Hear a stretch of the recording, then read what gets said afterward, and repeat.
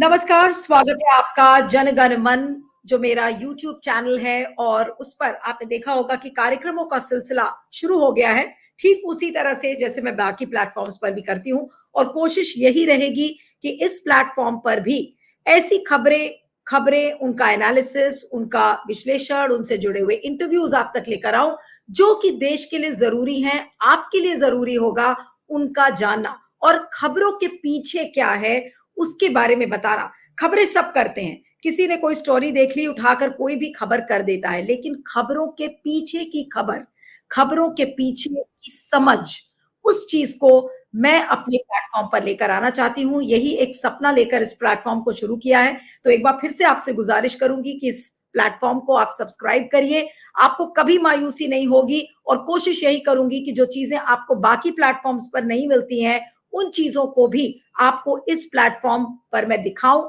और ये मेरा खुद का यूट्यूब चैनल है, तो आपसे गुजारिश है कि आपका सपोर्ट मेरे लिए बहुत कीमती है और बहुत इंपॉर्टेंट है, इसलिए आपके कोऑपरेशन की बहुत ज्यादा जरूरत है। और अगर आप इस प्लेटफॉर्म को नहीं देखेंगे तो ये प्लेटफॉर्म भी ग्रो नहीं कर पाएगा। इसलिए इसी गुजारिश के साथ आज का प्रोग्राम मैं फिर से शुरू करती हूँ। और आज एक खबर है इंडियन एक्सप्रेस में कि सब लोग इस समय एग्जिट पोल्स की चर्चा कर रहे हैं। अगर आप किसी भी चैनल को उठाकर देख लीजिए और खासकर जो मेन स्ट्रीम लेगेसी चैनल्स हैं उस पर केवल और केवल एग्जिट पोल्स की चर्चा हो रही है।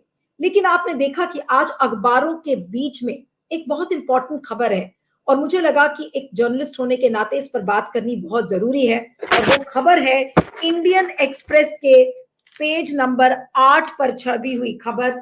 और वो खबर की जो हेडलाइन है वो बहुत इंपॉर्टेंट है।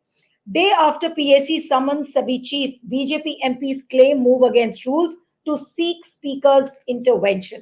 अब जो सभी यानी कि जो securities and exchange board of India की जो चेयरपर्सन है माधवीपुरी बुच, उनके काले कारनामों का चिट्ठा सबके सामने है। आज उस डिटेल में मैं नहीं जाऊंगी, लेकिन सितंबर के महीने में जो पब्लिक अकाउंट्स कमेटी है पार्लियामेंट की, उसने ये निर्णय लिया था कि सुओ मोटो कि अब हम इनको समन करेंगे। और उसका कारण ये था कि उनके खिलाफ कोई इंक्वायरी नहीं हो रही है, उनके खिलाफ आपने देखा कि कोर्ट्स भी शांत हैं, उनके खिलाफ प्रधानमंत्री चुप है, उनके खिलाफ वित्त मंत्री चुप है, पूरा बीजेपी का महकमा चुप है।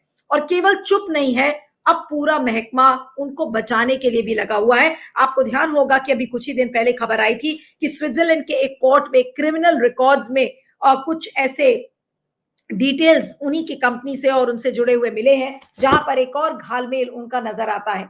तो उसके बाद एक अंग्रेजी में जो फ्रेज है the heat is on on Madhabi Puri Buch, तो ये चीज सामने नजर आई है। और इसी को देखते हुए विपक्ष की जो अहम भूमिका होती है पीएसी में, जो पीएसी का चेयरपर्सन होता है पब्लिक अकाउंट्स कमेटी का, वो सबसे बड़ी विपक्षी पार्टी का नेता होता है। तो यहाँ पर कांग्रेस के केसी वेणुगोपाल उसके चेयरपर्सन है और उन्होंने सुओ मोटो ये कहा कि 24 अक्टूबर को माधवीपुरी बुच को बुलाया जाए पीएसी के सामने।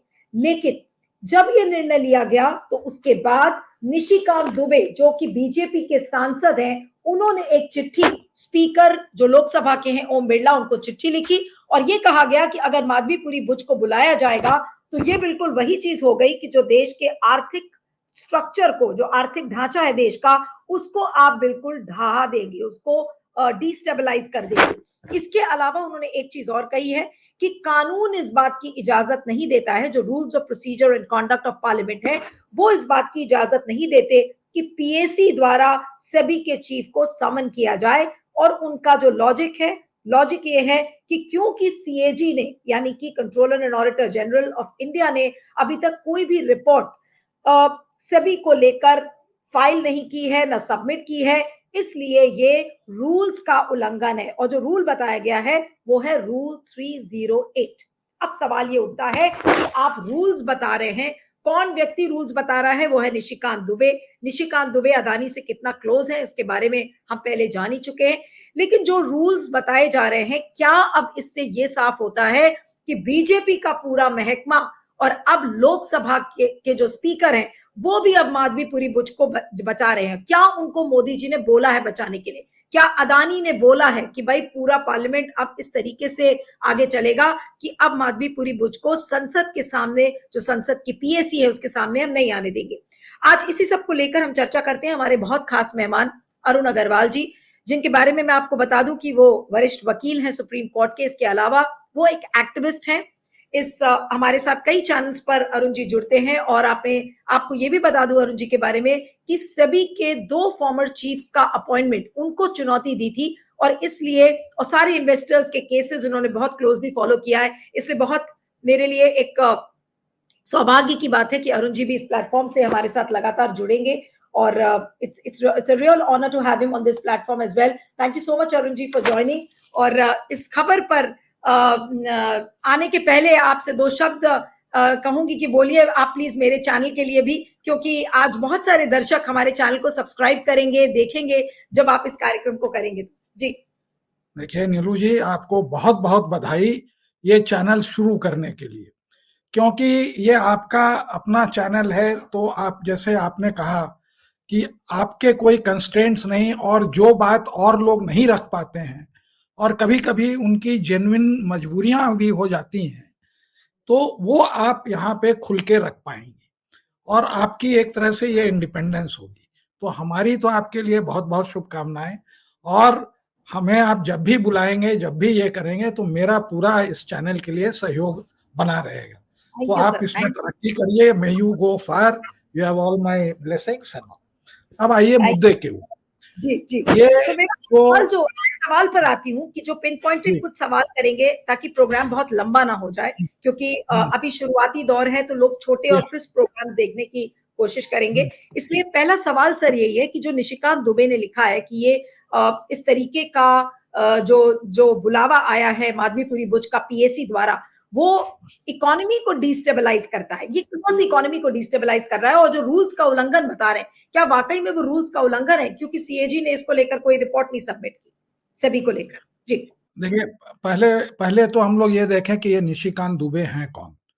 ये जो है कॉर्पोरेट वर्ल्ड के रिप्रेजेंटेटिव हैं।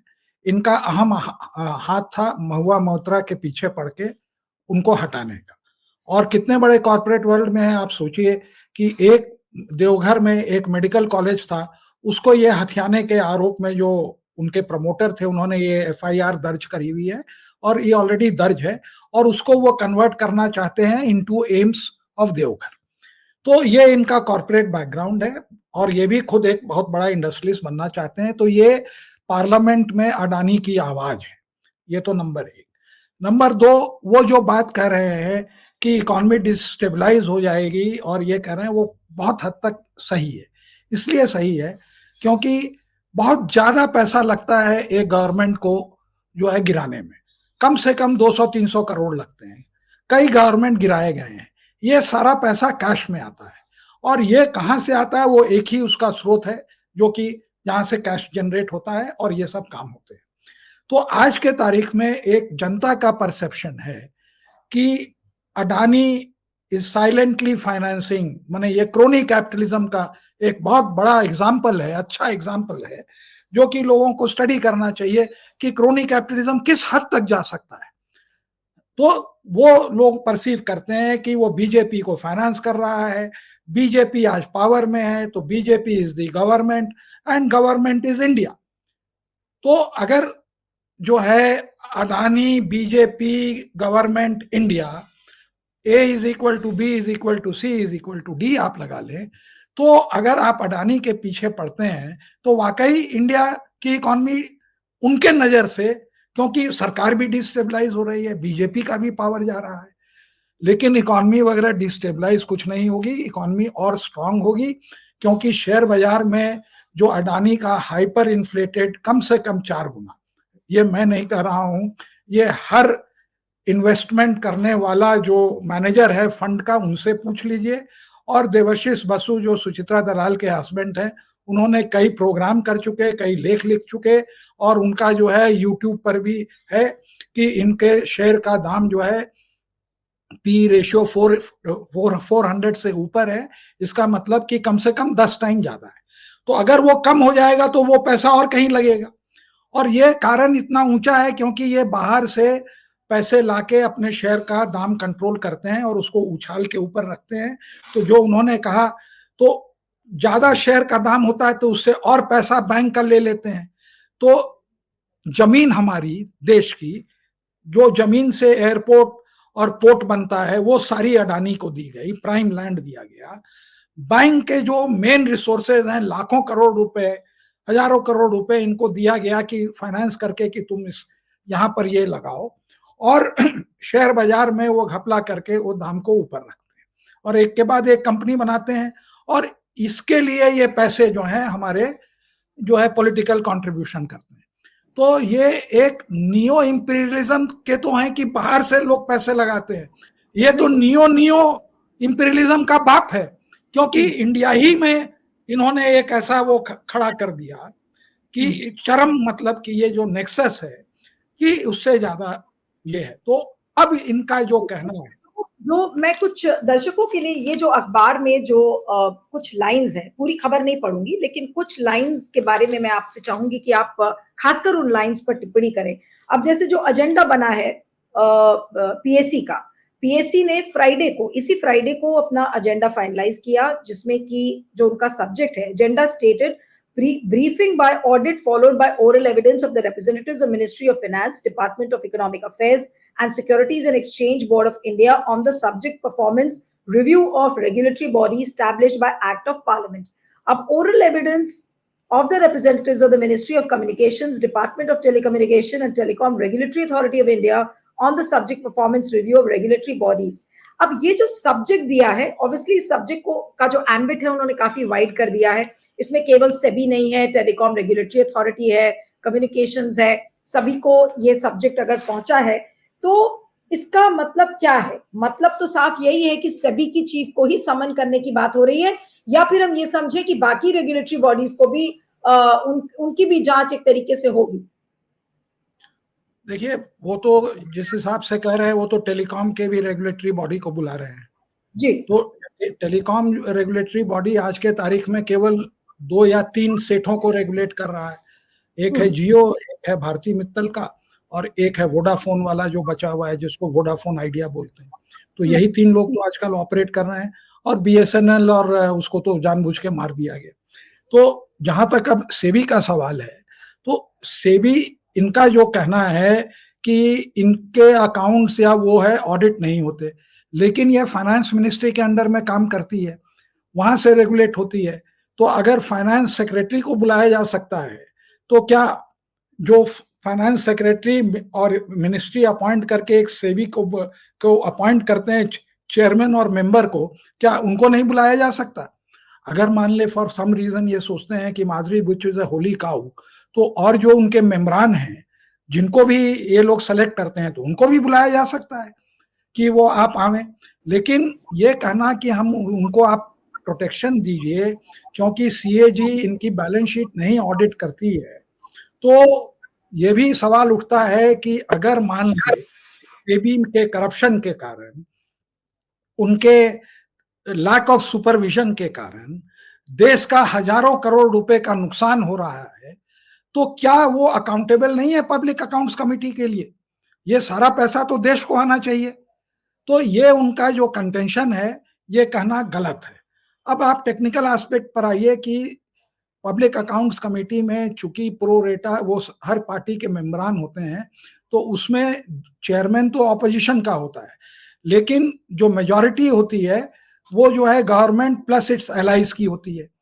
तो उसमें इनके नंबर्स अगर ज्यादा हैं तो ये वोट करके कहेंगे कि कि इनको मत बुलाओ, लेकिन किस हद तक इनके एलाइज इनका साथ देंगे ये क्वेश्चनेबल मार्क है, क्योंकि उनको उस तरह का चंदा नहीं मिलता है जो कि वो अडानी, बीजेपी, गवर्नमेंट और इंडिया, ये नेक्सस नहीं है जो कि अडानी के साथ है। ये नहीं है कि अडानी मतलब कि नीतीश, बिहार गवर्नमेंट, वो कनेक्शन नहीं बनता है, ना कि चंद्रबाबू। लेकिन उनके पास इतना पैसा है कि वो 2-4-5 एमपी को है, जब वो पूरी सरकार गिरा सकते हैं तो 2-4 एमपी को इधर से उधर करके वोट में भी वो कर सकते हैं। लेकिन पीएससी में जो मेंबरान होते हैं वो थोड़ा सीनियर मेंबर्स होते हैं, उनका जमीर होता है, तो उनका खरीदना जो है बड़ा थोड़ा मुश्किल होता है। नहीं, तो लेकिन इन्होंने अरुण जी, लेकिन जो अब सवाल ये है कि निशिकांत दुबे, तो चलिए आपने कहा कि वो अदानी के हेंचमैन है एक तरीके से, अदानी की स्पोक्स पर्सन की तरह वो बात करते हैं, उन्हीं का एजेंडा फर्दर करते हैं। बट द पॉइंट इज कि अगर इस तरीके की बातें अब रूल्स को वो साइड कर रहे हैं, डिस्टेबलाइज की बात कर रहे हैं, रूल्स और प्रोसीजर के खिलाफ वो बता रहे हैं, तो इसका मतलब क्या है? उन्होंने चिट्ठी भी लिखी है ओम बिरला को कि भाई आप उनको रोकिए, केसी वेणुगोपाल को, कि वो माधवीपुरी बुच को संसदीय कमेटी के सामने ना बुलाएं। अब अगर ओम बिरला इस बात को मान जाते हैं और नहीं बुलाते माधवीपुरी बुच को किसी ना किसी वजह से, इन the larger interest of the nation, इनको तो 2 मिनट लगेगा कहने के लिए कि भाई in the larger interest of the nation we will disallow this, तो इसका मतलब क्या होगा? क्या मोदी जी ने स्पीकर ओम बिरला को कहा कि अब आप माधवीपुरी बुच को बचाइए, या फिर अब इस निष्कर्ष पे पहुंचे कि बीजेपी के जितने एमपीज हैं, केवल मोदी जी ही और अमित शाह ही नहीं, पूरे बीजेपी के एमपीज अब माधवीपुरी बुच को बचाने में लग गए? अदानी ने सबको दिया। हाँ, तो ये माधवी बुच को बचाने का मतलब है कि अडानी को बचाना है ना। और पब्लिक अकाउंट्स कमेटी का ये दायरा बनता है कि फाइनेंस मिनिस्टर से भी पूछें और इनसे भी पूछें कि why are you not getting the accounts, आप ऑडिट क्यों नहीं करा रहे हैं? क्या हिंदुस्तान में अगर एक भ्रष्ट ऑर्गेनाइजेशन सेबी जैसा है जिसकी कोई अकाउंटेबिलिटी नहीं है, तो क्या एक ऐसा ऑर्गेनाइजेशन रह सकता है कि जो भ्रष्टाचार के कारण जो गवर्नमेंट में पैसे आने चाहिए या जो इन्वेस्टर का हित होना चाहिए वो नहीं हो रहा है, तो सबके सब आंख मूंद लेंगे और उसको जो है एक खुले सांड के तरह उनको वो लिबर्टी दे दी जाएगी कि go ahead, you are not accountable, do what you like, you are a bull in a china shop, destroy the entire china. तो इनको कहां पर ये अकाउंटेबल है जब ये सब इंटरनेशनल लेवल नेशनल लेवल पर कहा जा रहा है कि प्राइस मैनिपुलेशन है। स्विस कोर्ट इस बात को कह रही है, देखिए उनके ऑर्डर को मैंने पढ़ा है, वहां पे उन्होंने साफ लिखा है कि इनकी फॉरेन होल्डिंग के कारण ये 75% से ज्यादा शेयर कंट्रोल करते हैं, जिसके कारण प्राइस का मैनिपुलेशन हो रहा है। अब एक फॉरेन कोर्ट जो है एकदम, और 10 पन्ने का ऑर्डर है, जो बात कह रहा है, क्या यहां पर सबके सब अंधे हो गए कि इनको नहीं दिख रहा है? तो क्या इसकी ऑडिट या फाइनेंस मिनिस्ट्री से नहीं पूछी जाए कि आप जो है इनको अकाउंटेबल क्यों नहीं कर रहे हैं? जो ये फाइन करते हैं, जो पैसा है, जो पेनल्टी लगाई जाती है, वो पैसा जो है गवर्नमेंट के कंसोलिडेटेड फंड में आता है। अगर वो आता है तो क्यों नहीं इनका वो ऑडिट हो, परफॉर्मेंस ऑडिट हो? तो परफॉर्मेंस ऑडिट तो होना चाहिए अगर वो अकाउंट की ऑडिट नहीं कर रहे हैं। और यहाँ पर ये जो है अपने डिसीजन, जैसे आज इनकम टैक्स मान ले, हम जो है कोई लॉ है और उसके अंदर में वो नहीं कलेक्ट करती है, तो आप ऑडिट रिपोर्ट में देखेंगे, परफॉर्मेंस ऑडिट में, कि इनकम टैक्स ने। हाँ, आप ठीक कह रहे हैं ये बात, लेकिन मान लीजिए कि अगर ओम बिरला इस चीज को डिसअलाउ करते हैं, परमिट नहीं करते, तो क्या केसी वेणुगोपाल इस मामले को कोर्ट लेके जा सकते हैं? नहीं, वो कोर्ट नहीं सुनेगी, कहेगी पार्लियामेंट का मामला है, हम इसमें नहीं इंटरफियर करेंगे। देखिए, जिसकी लाठी उसकी भैंस, जिसकी मेजॉरिटी उसकी भैंस। और बीजेपी इस डिक्टम पर चल रही है, उनको नाइसिसिटी से कोई मतलब नहीं है। ओम बिरला को लोग ओपनली पार्लियामेंट में कह देते हैं कि आप पार्टीशन वे में ही वो कर रहे हैं, कितना बड़ा इल्जाम है, लेकिन वो क्या कर पाते हैं? वो कहते हैं कि इनको आपने नहीं कहा, आप हमें टोकते हैं।